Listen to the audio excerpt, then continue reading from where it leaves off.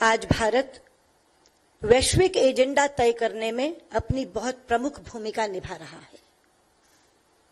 आज विदेशों में बसे हुए भारतीयों का मनोबल बहुत ऊंचा है और संकट फंसे हुए भारतीयों का विश्वास बहुत बढ़ा है। इन 3 वर्षों में विदेश मंत्रालय की कार्यशैली में 2 महत्वपूर्ण बदलाव आए हैं।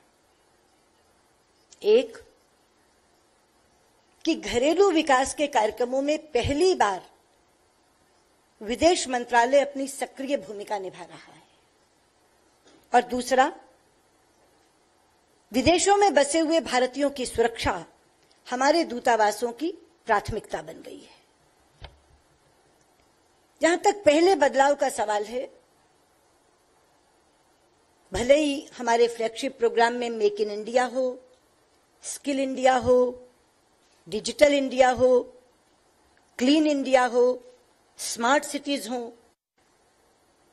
इन सब में भारत के राजदूत इतने सक्रिय हैं कि यदि केवल आप एक एफडीआई के आंकड़े की तुलना करें तो यूपीए के 3 अंतिम वर्ष और हमारी सरकार के ये 3 वर्ष, इन दोनों की तुलना में आप पाएंगे कि 37.5% बढ़ोतरी एफडीआई में हुई, 37.5%। This is a record.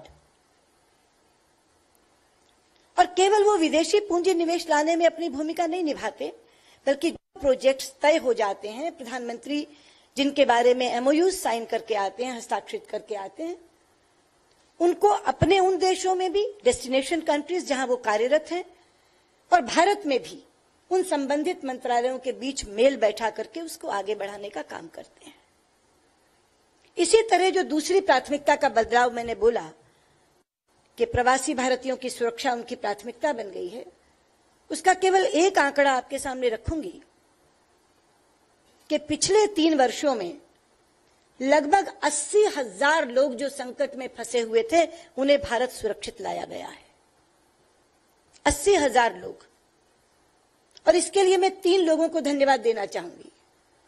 सबसे पहले प्रधानमंत्री जी, जिन्होंने खाड़ी के देशों के साथ हमारे संबंध इतने ज्यादा अच्छे कर दिए कि वो सहायता करने को तत्पर रहते हैं।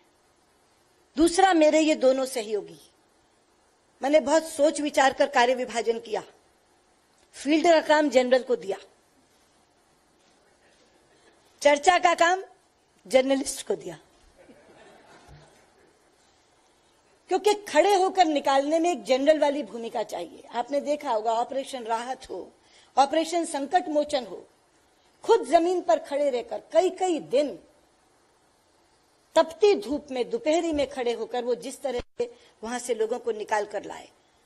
सऊदी अरब में वैसा संकट नहीं था, लेकिन सऊदी ओजर ग्रुप, साद ग्रुप, उनके हजार लोग निकलने थे, 3 बार सऊदी अरब जाकर के खड़े होकर के निकाल कर लाए।